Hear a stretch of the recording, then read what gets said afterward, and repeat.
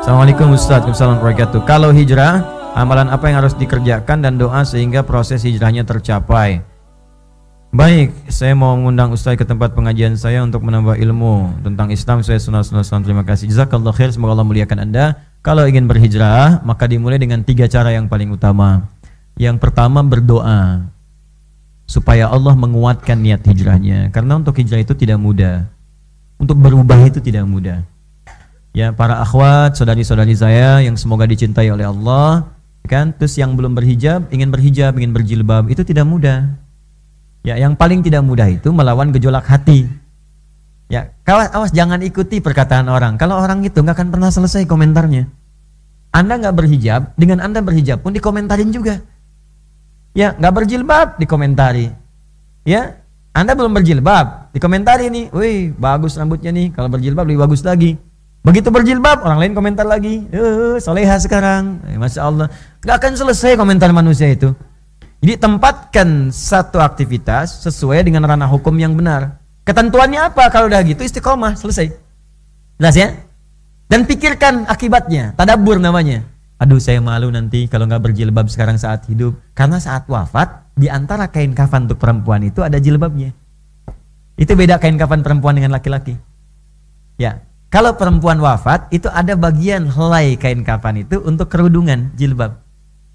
Makanya jangan mau, ya saudari-saudari saya dimanapun berada, jangan mau dijilbabin saat meninggal. Maksud kalimat saya itu maksudnya begini, jangan mau pas meninggal baru dijilbabin, itu maksudnya. Itu maksudnya. Mulai saat hidup berjilbab, sehingga konsisten, saat wafat pun dijilbabin. Kan jadi aneh, hidup tidak berjilbab, wafat dijilbabin. Jangan bikin malaikat bingung. Kamu siapa? Sekarang berjilbab, cie-cie. Wah, capek itu, kasihan.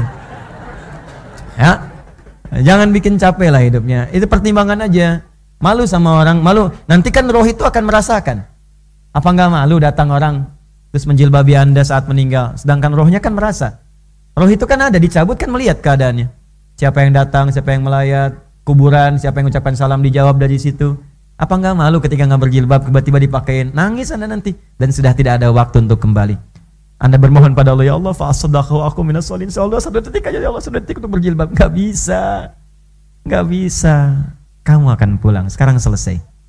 Tuh. Ya, jadi berdoa dulu supaya dikuatkan oleh Allah. Dengan doa itu nanti mantap hati. Kalau sudah mantap hati, yang kedua, cari guru untuk membimbing. Gurunya yang benar.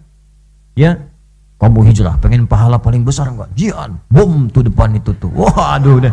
Nah, itu tinggalkan. Seperti itu jauhi. Ya, cari guru yang baik. Guru yang baik itu siapa? Cirinya gampang. Guru yang mengajak pada nilai keislaman yang benar. Islam itu damai, Islam itu tenang, Islam itu tentram, Islam itu baik. Itu kata dasarnya.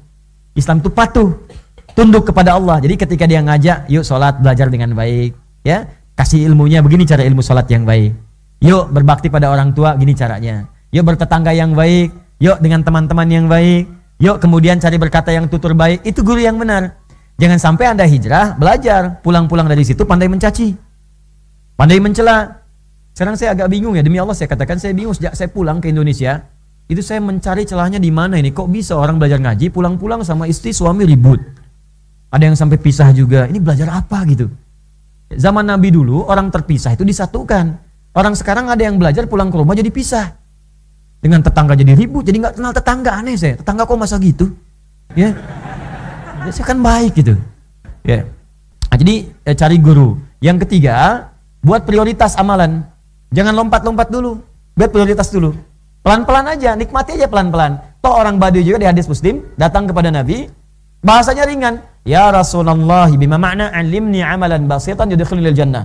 Ya Rasulullah, ajarkan padaku ilmu yang sederhana aja. Yang penting saya masuk surga. Pintar kan? Modal dikit keuntungan pengen banyak.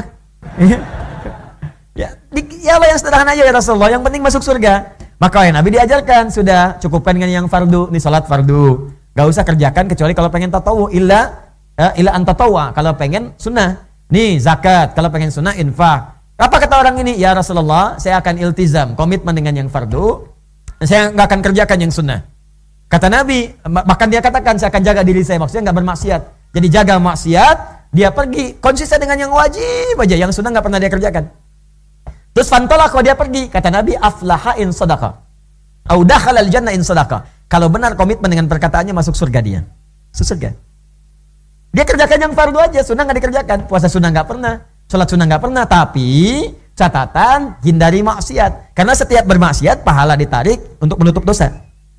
Orang ini kan tinggal di padang pasir. Kalau di padang pasir mau maksiat bagaimana? Mau zina nggak ada yang dilihat unta. Unta emang kan nggak pakai baju. Apa yang dilihat siapa? Yang dilihat unta, padang pasir lagi. Jadi maksiatnya tipis. Ente pengen ngikutin, mustahil. Karena kita tinggal di lingkungan seperti ini tiap hari, maksiat kelihatan, terdengar. Gibah di setiap tempat. Sekarang gibah masuk ke rumah. Dikemas dengan kemasan yang bagus. Masuk ke TV, ada acara, ada ini, dinikmati juga. Bahkan dihitung, kapannya jadwal acaranya. Cita-cita surga tapi menikmati maksiat kan bahaya gitu. Jelas ya? Nah, jadi bikin prioritas, sholat dulu. Sholat udah bagus, naik puasa. Ya, ilmunya diisi. Senin dulu, nggak apa-apa, biasanya nggak kuat, sekuatnya dulu. Sampai zuhur, buka, terus ke asar, nggak apa-apa, bukan aib kok. Bukan aib, nggak ada masalah, bukan aib. Bukan aib, jangan dipaksain. Tiba-tiba sampai maghrib, berjuang, syahid. Terus pingsan, terus orang bilang, gara-gara kamu puasa, si puasa yang disalahin. Ya sampai maghrib, besok selesai, alhamdulillah, konsisten dulu Senin, jangan nambah Kamis dulu. Begitu enak, masuk Kamis. Belajar ilmunya lagi. Ada puasa apa lagi? Ayamul Bid. 3 hari pertengahan bulan, 13, 14, 15 kan? Ada puasa apa lagi? Puasa Daud. Sehari puasa, sehari enggak, ikuti. Tapi ilmu dipelajari lagi. Jangan nyimpulkan sendiri. Oh, kalau ada puasa Daud berarti ada sholat Daud. Subuh sholat, zuhur tidak. Asar sholat, maghrib tidak. Jelas ya? Bikin prioritas. Punya catatan. Nah kalau sudah begitu, hijrahnya enak. Dan yang terakhir, bergaul bersama orang-orang soleh. Itu dia cukup dengan amin, gaul, lihat ya. Lihat. Maka di dalam rumah hijrah bareng-bareng, suami jadi soleh, istri jadi soleha, maka anak otomatis akan soleh semua. Tetangga cari teman yang soleh. Antum kalau cari ilmu, cari sekolah-sekolah yang baik, kampus yang baik, pilih teman-teman yang baik. Di kantor pilih teman-teman baik, supaya mengajak pada yang baik. Jadi kalau sudah gotong royong ibadahnya, ringan nanti. Begitu misalnya, maaf ya, Allahu Akbar, teman yang ngajak, ayo ke masjid. Tuh. Tapi kalau nggak dapat yang begitu nanti susah. Yuk, sholat yuk. Sholat nomor 2, nomor 1 ini dulu. Nah itu susah nanti, capek. Carilah, rezeki itu teratur. Dunia kita sudah jelas, surga kita yang belum jelas. Jika Anda belum mampu berlomba dengan orang soleh meningkatkan kebaikan, maka berlombalah dengan para pendosa untuk bertobat di hadapan Allah Subhanahu wa ta'ala.